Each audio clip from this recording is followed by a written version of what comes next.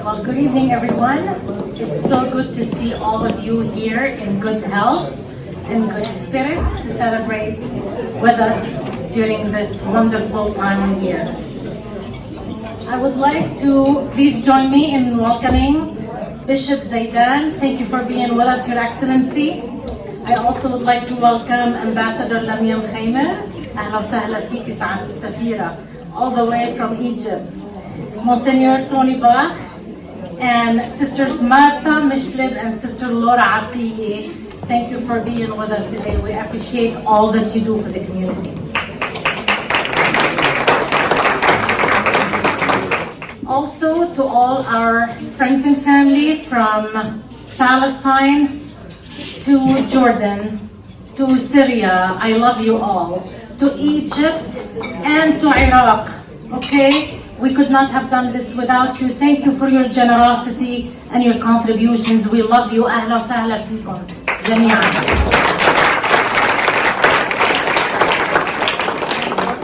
I am absolutely honored to be standing among you all here tonight to celebrate Christmas and with it a brand new beginning. We are all gathered here tonight in defiance of the sweeping pandemic that has ravaged through our families, our communities, and countries around the globe, testing our resilience every step of the way. We are also gathered here in defiance of the stench that polarization, be it political, social, or religious, has created in our minds. Thank you. And the stench is that love and empathy are somehow overrated, and xenophobia and intolerance are the adequate or the safeguards of the society. What brings us all here tonight is something very big and powerful. It is our sense of community. Bigger yet is what connects us all beyond tonight's setting, and that's our humanity. The ambitious vision of Sahar and Ignatius tonight inspire us to accentuate our humanity and elevate it to a new level. It also inspires us to rise above the noise that has been so deafening as of late. The noise of hate. We would not have gotten this far as a human race had it not been for the power of love, and for the energy of hope, and for the mightiness of what we call faith. You see, love is that solid ground beneath our feet. It is the concrete platform upon which we stand to reach a little bit higher without being afraid of falling. Love finds us our place in the family and in the community. Love is the now. It's what's connecting all of us right now in this hall room. Love also blesses us with the beautiful memories from the past. Hope, on the other hand, is the desire for the future. Hope is happiness. I look at it as such. Hope is what makes us get out of bed every single morning, looking forward for the day. Hope is the power behind anticipation and expectation. As to faith, faith is totally different. Faith is something very personal. It is our inner core strength.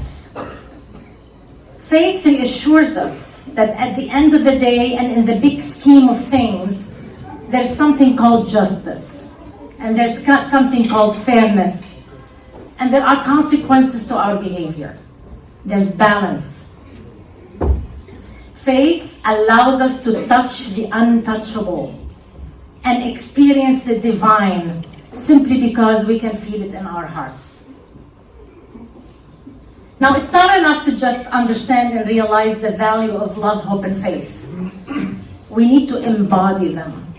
It's incumbent upon us, so we can bring out their full potential and in return bring meaning and fulfillment into our lives. You see, the Bible calls on us to abide by love, hope, and faith. So does the Quran. It calls on us to do some charitable giving and to be kind and compassionate about the poor, the elderly, the ill, the orphan. Venerable Elias Lehwayek lived what he preached. He had a powerful calling to help the poor in Lebanon. The calling was so powerful, it guided him and compelled him to establish the congregation, the missionary congregation of the Maronite Sisters of the Holy Family, back in 1895.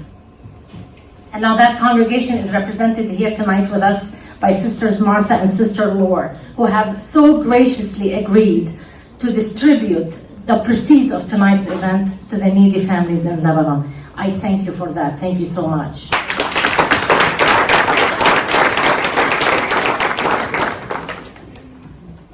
So Lebanon needs us tonight, today, more than ever before. So let's try to make a difference. Let's help Sahar and Anatius actualize their vision, and let's help Sisters Martha and Laura do what they do best. To plant the seed of hope in the hearts and the minds of the hopeless, and to imbue them with the faith that tomorrow will be a better day, and the best is yet to come. And I do believe that. The best is coming. I believe in the power of giving. It is powerful. It benefits both ends, the giving end and the receiving end. I have a short story to share with you, but I would like you to come with me on a journey back in time to 1982. And the month is the month of June.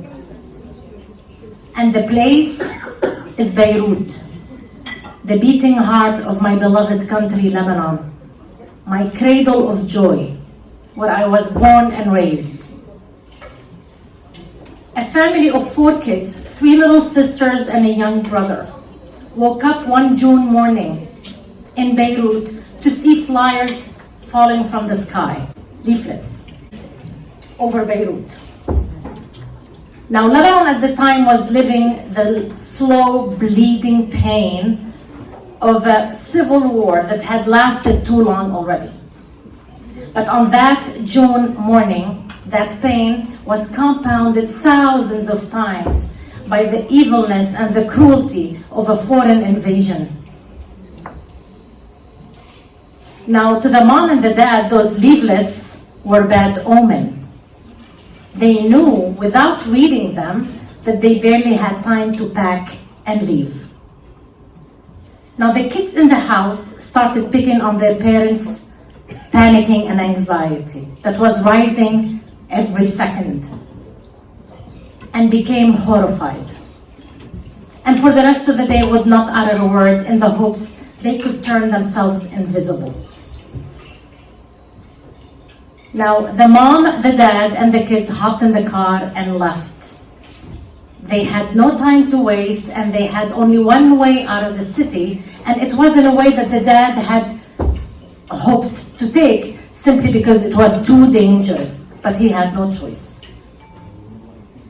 So in the morning of June 1982, that family left home, running away from indiscriminating rockets of a foreign juggernaut, only to be stopped not too far from home, about 2 miles away, at a checkpoint, and be told they were not welcome on that side of the city. Simply because they had crossed the line that divided the people of Lebanon back then. Militiamen surrounded their car, guns pointed at them from every direction, and a militia guy stuck his face through the dad's window and hailed him with questions. Who are you? How dare you come to this side of the city? Don't you know better? What do you suppose we should do with you now? Now just imagine how terrifying that scenario was for the family sitting in the car. 2 sisters started crying. One resorted to praying. And the little brother was just too young to realize the severity of the moment, and that at any point in time, it could be the end of all of them. Now the questioning went on for a long time. long, unrelenting, intimidating, soul assassinating. But at one point in time, something happened, and the whole tone of the questioning took a sudden turn. Ironically, it became friendly. It turned out that the two men, the father and the militiaman, knew each other. Some 15 years prior to that incident. You see, that militiaman, when he was a little boy, his father died. And he left him and his mother on very scanty means to survive. It was that man sitting in the car with his family at gunpoint who would send them food and help to survive through their tough years. And when that militiaman finally recognized the dad sitting in the car, he started crying and apologizing and asked him to step out of the car, hugged him, and begged him forgiveness.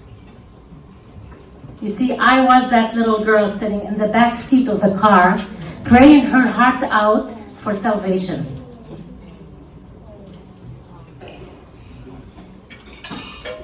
Not knowing that her father's good deeds would resonate so much into the future. Now, good deeds, they might seem to you that they're going invisible for quite a long time. But time can never erase your good deeds. And I'm going to leave you with this thought in mind. Thank you so much for listening. Merry Christmas, everyone, and Happy New Year.